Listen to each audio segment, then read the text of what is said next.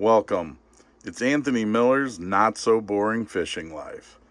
Okay, today's subject, we're going to be talking about kayak fishing, when to spend money. Okay, and when not to spend money. Okay, so look, we all know kayak fishing is cheap, right? I mean, all you need is a kayak. And of course, you need a paddle, which you'll eventually upgrade to a carbon fiber paddle. And of course, you're going to need a life jacket. And I forgot a whistle. You'll need a whistle. You have to have a whistle. And then you're probably going to need a trailer to haul your kayak around. And probably a truck to go with that trailer. And of course, you're going to need a cooler. You can't go out kayaking without a cooler to put your beer in. And let's see what else. Oh, an anchor. You'll need an anchor. And then probably an anchor trolley. And pliers. You can't take the hook out of the fish's mouth without pliers. And then line snips. You'll need line snips. You gotta cut your line. You might need a fish finder with GPS and sonar, so you don't get lost and you can find the fish. And shoot, I forgot, you're going to need a net too. You'll need a net. Some fish grips probably. And of course, you're going to need rods and reels. You'll need them. And a crate. You might need a crate with rod holders in it to hold your rods. And a skeg. You're probably going to need a skeg so that your kayak tracks okay. And maybe a trolling motor. You probably need a trolling motor too. And a dog. You need a good dog. You're probably going to need a good dog to go fishing. But that's all you need. That's all you need. It's cheap to go kayak fishing. Okay, I think you get the point.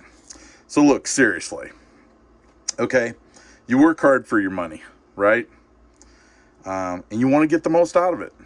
You want to get the most out of it. I get a lot out of my money, and I'm going to show you how. I'm going to show you how in this video. There are ways, you can be poor like me and get killer equipment. Well, let's start with some examples from with the DIY versus store bought. Okay, and I'm going to give you some examples about balancing cost. So the first thing I'm going to pull out here, I'm going to pull all this out in front here, this was my first paddle leash. Well, not my first, but it was the one I built recently for this particular kayak that I'm on now.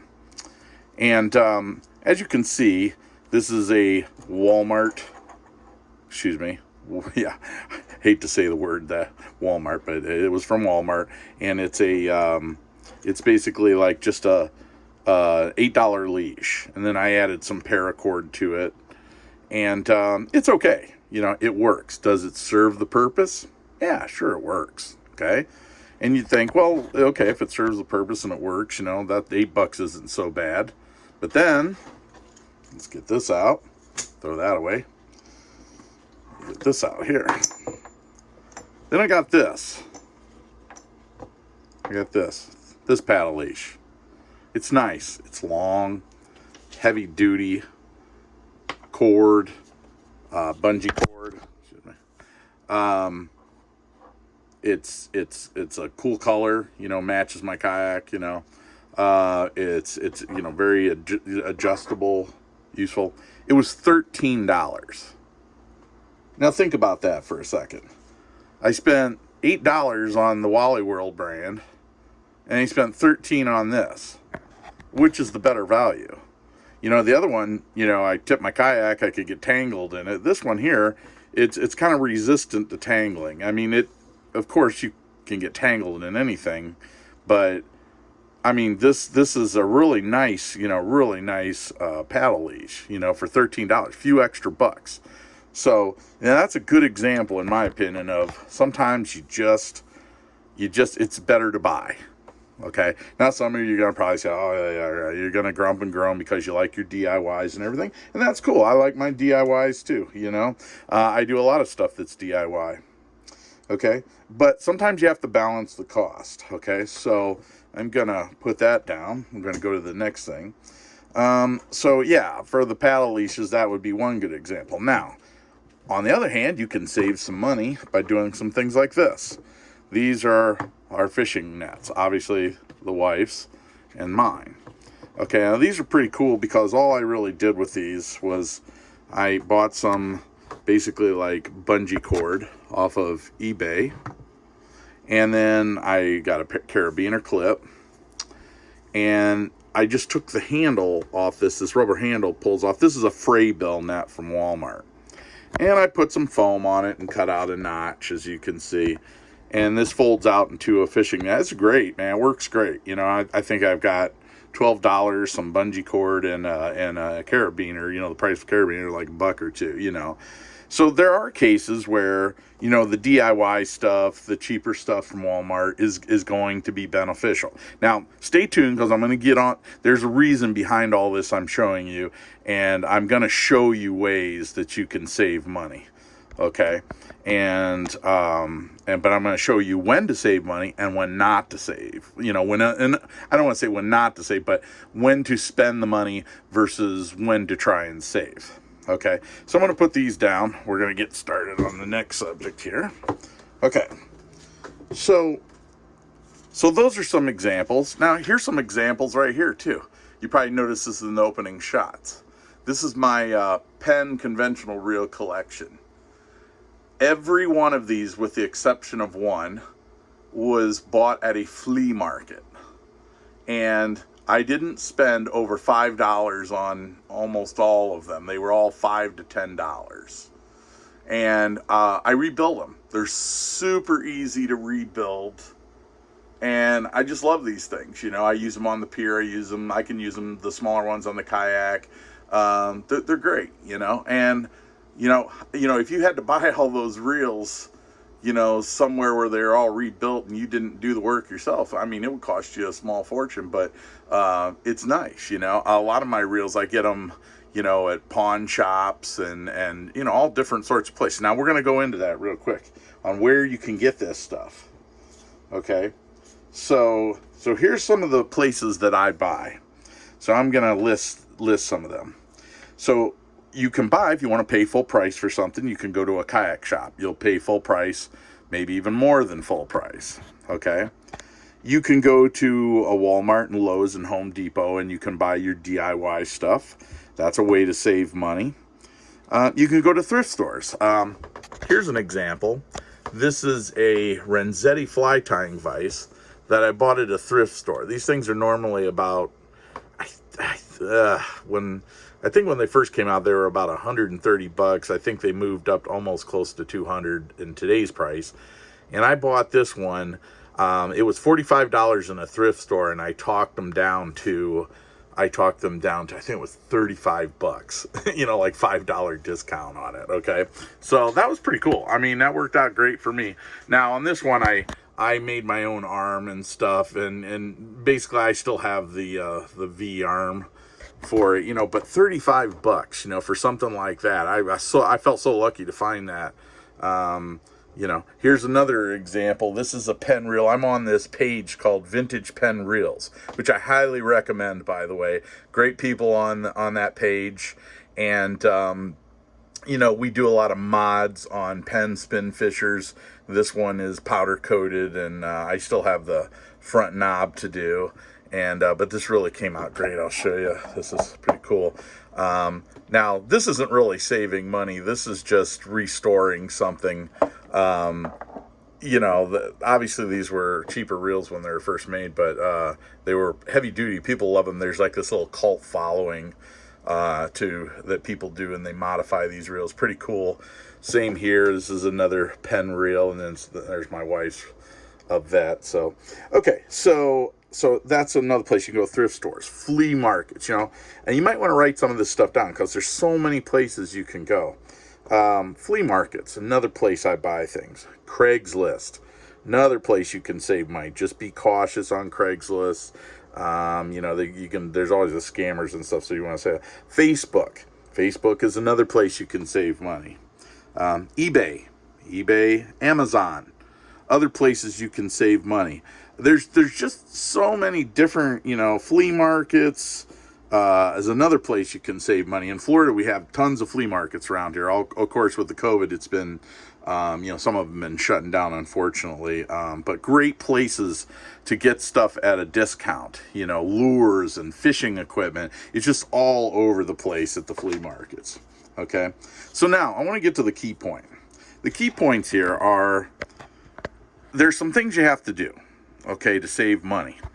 To save money and spend your money wisely.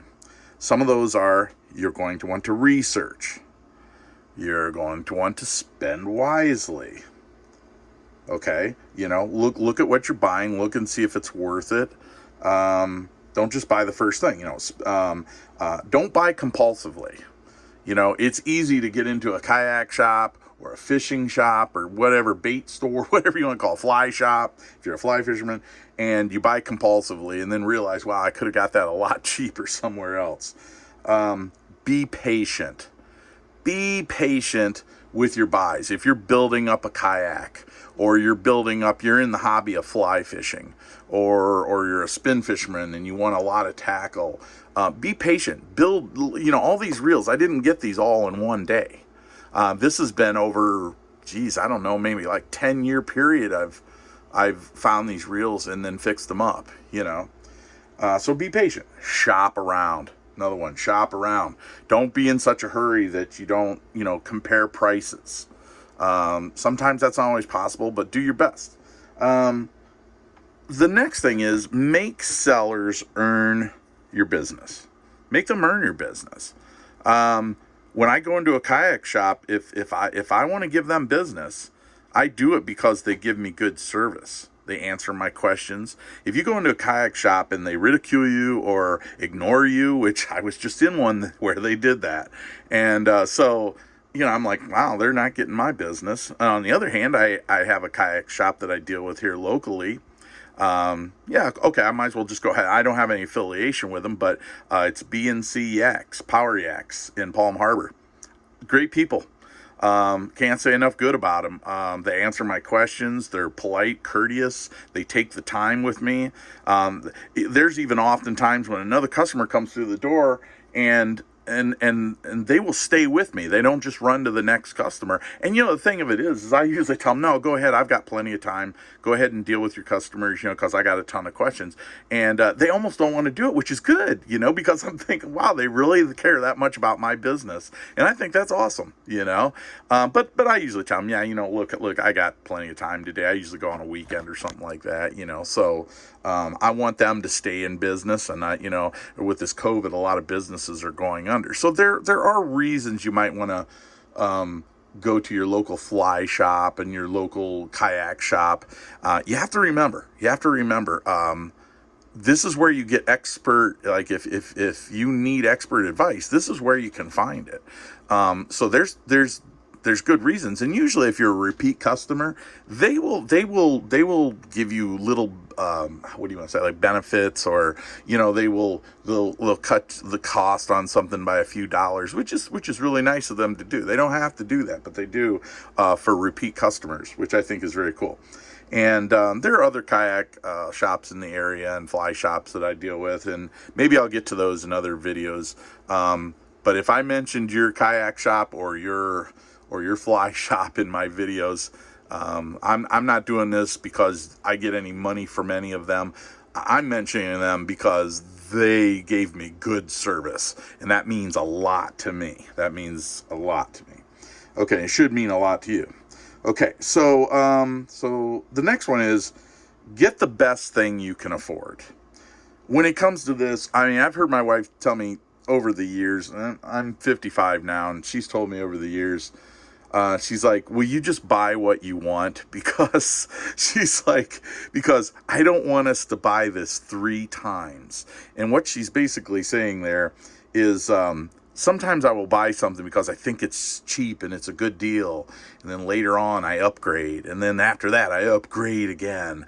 And, that gets expensive. It's like you're buying the product 3 times. And then you finally buy the most expensive one, and then you're satisfied, but yet you either have to try to get rid of the old equipment, or, you know what I'm saying. So just, if you can afford it, buy it. Life's short. Make yourself happy, Now, that isn't to say, to spend the grocery money on a kayak paddle. Okay, so, be conscious of that, too. You don't want to get a divorce. Okay, so now, the last thing I want to mention is safety. Buy equipment that is safe for you. Now that doesn't really apply much when it comes to reels and things, but it does when we're talking about, say, like if we're talking about a kayak vest. I'm going to show you this one. I really stressed a little over this. I recently, I've always used a cheap $20 Walmart PFD. I called it a vest. I'm sorry, but I want to say is a life jacket PFD. Okay. So this time around, instead of, going out and buying the next step up and then the next step after that, I did some research and I found this Chinook. Again, this is from NRS. I have no affiliation with them, but the research I did, everybody and their brother said that these things were great. They were good fits, good value. They worked well, had a high back for the seat. I couldn't find a video where, I think I found one where one guy didn't like it and sold it. You're always going to have that, but the majority of people loved this vest. You can see I've already started to rig mine out. I just got it the other day. Extremely happy with this. It was about $139, and I couldn't find it cheaper online. It was the same online as it was at the kayak shop. So I went to the kayak shop, tried it on, loved it, tried a few other PFDs from other companies, hated them because of the fit. I'm a larger guy and I have kind of a gut, and so this thing fit really well, didn't ride up on me. The straps were very adjustable, it was comfortable, so can't say enough about it. This is a situation where this is your life, if it's so uncomfortable you're not going to wear it out on the water, then it's your life at stake here. And is your life worth $139 or $20? That's your decision. But, if you're one of these guys that, says, well, I just won't wear it. Well, then that's unsafe. I'm just going to say it right now. It's unsafe. Now, I kayak out I'm here in Tampa area, and it's inshore fishing. A lot of the times I'm fishing in very shallow water. I'm not going to say I never take it off. I do, but I cross a lot of deep channels and stuff. And when the kayak's moving, usually this is on. Okay, so I can't wait to actually get out and try this one because my other one was so uncomfortable it wasn't even funny. Okay, so I'm going to put that down for a second. Okay, but that's just some things, that you need to know. Going cheap isn't always the answer. Okay. All right. So, one of the last things I want to say is, ultimately, it's your decision what you buy. It's your decision. You can go mid-priced, low-priced, DIY. You can go top of the line, whatever you choose. But don't just make your decision based on money. Your decision has to be based on many factors. Okay, so now, the only thing I can say on that is if you're rich, just ignore all this and, go get the best. If you're rich, great, you can do that, but not everybody is. So, and I understand that. Okay, so keep that in mind too. All right, now, with that said, I'm trying to do videos that are informative, and I hope I'm helping some people. And so, go down and please subscribe. It helps me bring more content to people and promote the sport. And make a comment, especially if you found the information useful. Not everything I say is useful, and I know that, and I'm just human. But if you liked something, take the time to make a comment. I'd sure appreciate it. Hit the notification bell if you want to be notified of future videos. I'm trying to upgrade the quality of my videos, like this one. I just wanted to speak to you and show off some of the equipment, so I didn't really want to put my ugly mug in it today. But if you want notifications, just go down and hit the bell. I'm going to have some upcoming videos that are going to be actually out on the water, doing some kayak fishing. I'm going to start getting into some fly tying, and we're just doing all different sorts of fishing things. So this can appeal to you in other ways, I'm hoping. Okay, and also hit the like button. If you liked it, hit the like button. Okay, so thank you to everyone. Go fish and be safe. We'll see you on the next video.